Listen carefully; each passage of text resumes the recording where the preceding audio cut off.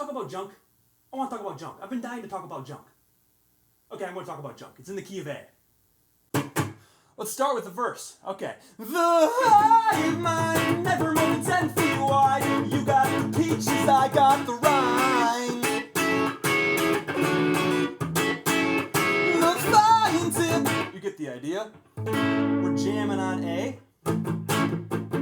Hitting them backbeats.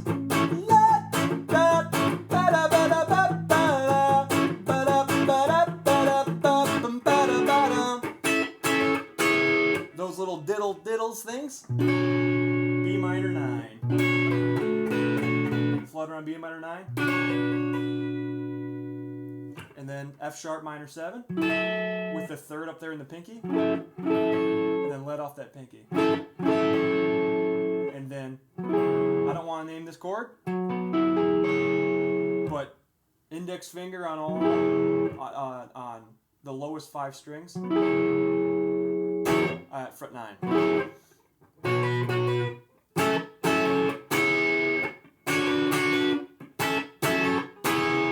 I'm internalizing this when I write the song as a 1-4, this whole section. So, the hive mind, never more than 10 feet wide. You got the peaches, I got the rhyme.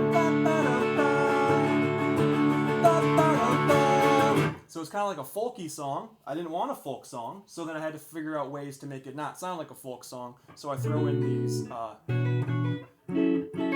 let's call them R&B chords. I was kind of thinking maybe hippocampus-y. I know it doesn't turn out like that, but that's kind of the vibe I was going for. Yep, I do that twice, and then on to the next section. Okay, let's move on to the second half of the verse.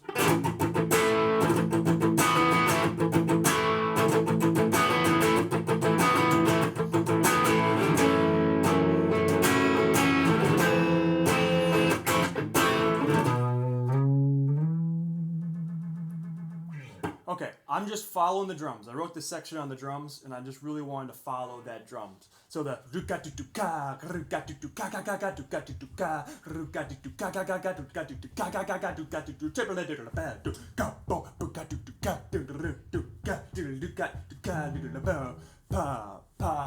so just trying to follow that as close as I can. So jamming on A. That ta-na-na-na is a 9. So like two stacked fifths. Kind of that Andy Summers kind of Police sound, you know.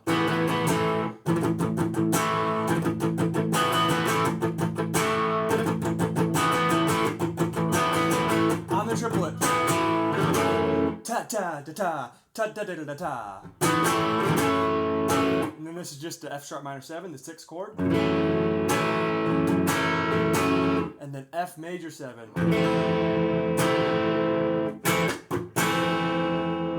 F major 7 is the flat 6 major 7. So you go to the flat 6 position, like where the 6th chord would be, at one note below that, and put a major 7 chord there. F major 7. Now this note is borrowed from the parallel minor scale. So in the F major 7 is the 4 chord in the key of C. So since we're in the key of A, which is the parallel minor of C, or the parallel major of C, I don't really know. They're sister keys though, A and C are, right? So I'm taking the 4 chord from the key of C because I'm in the key of A, and it works. Yeah, so after that chord, it's just a little melody. Kind of implying that's a 5 chord. Shake it a little bit. Okay, let's talk about the pre-chorus.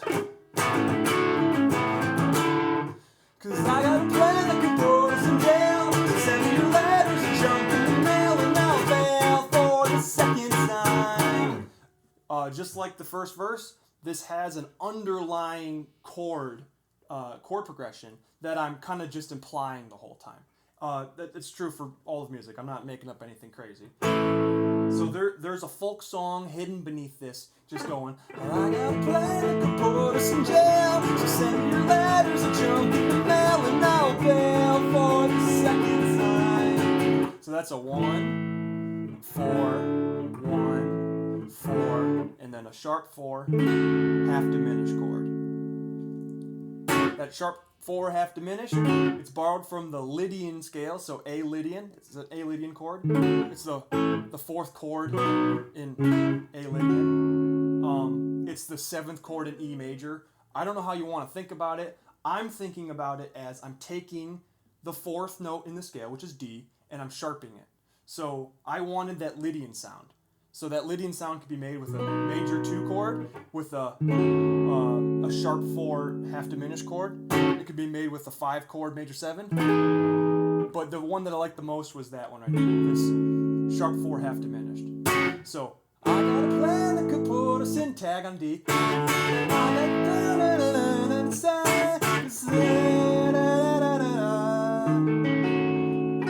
That's the underlying chords. Now the melody on top of it.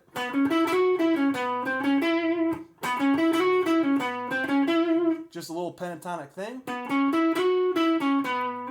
With that blues note in there.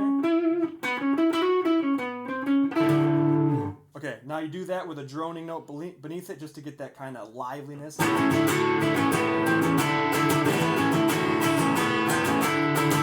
And how I'm treating that sharp 4 chord is I'm playing a D sharp minor 7 with no 5th, because it would be a flat 5, but I'm just not playing the 5th, so it doesn't really matter. So it's 1st, minor 7, minor 3.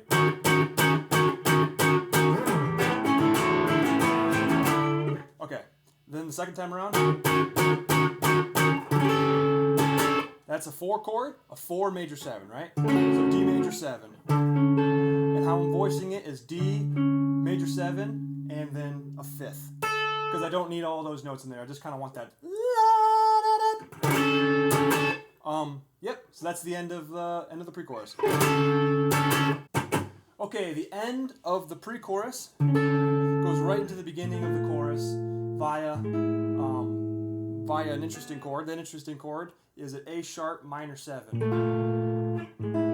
So that transition is 3 chords, and they're all voiced the exact same. I'm just moving my hand down the fretboard.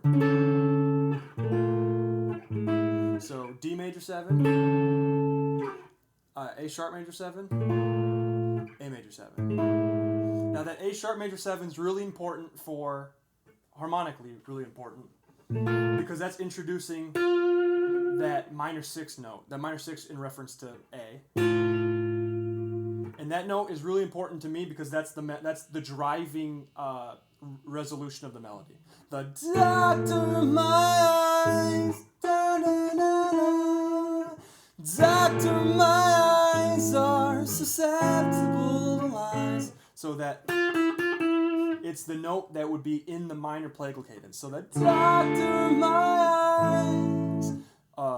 What would make a minor 4 chord minor? Doctor my eyes. So I think about in terms of where to get that note, and that the best way I thought for this one is just a sharp 1 major 7 chord. Okay, into the chorus. The chorus is an old 50s, 60s country western kind of chord progression. Pretty cliched. Probably my favorite chord progression, but it's like a 1, sharp 1, like 2 5 1, that kind of vibe. So blame it all on the roots, and I show up in boots and ruin your black tie affair. That kind of vibe where it does that diminished step to the 2 chord.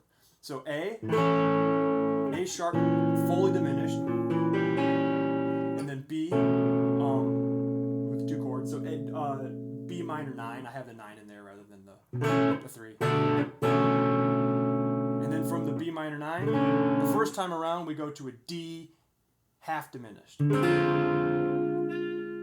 which I don't really want to get too much into it on why I like that chord. But if we had a minor plagal cadence, that's the resolve I want.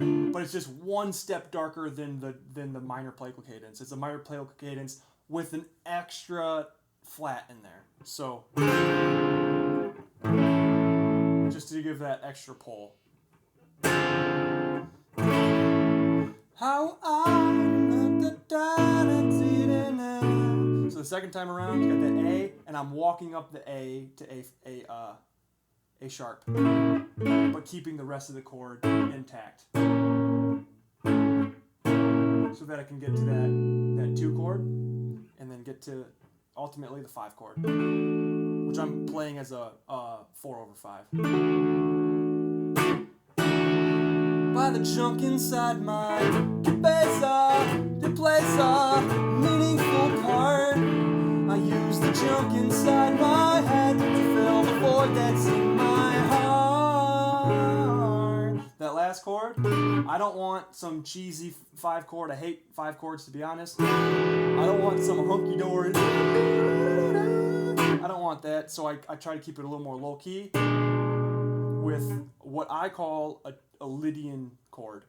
A Dorian chord. Which would be like it's a 5 chord over top of a 2. So I'm voicing it with the 1 minor 6th, or the Lydian 6th, or I can't talk, the Dorian 6th. A minor chord with a major 6th. That's what I'm trying to say. That's all I'm trying to say. So Dorian. I just think it's a better resolution than.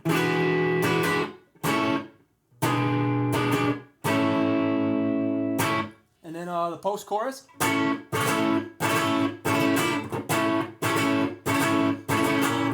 So I'm going jamming on A, and then I'm moving all of the goods of A up, but A stays intact in the bass.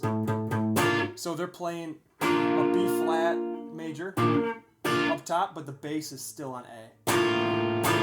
It sounds horrible if you play it, but it's just for that 10.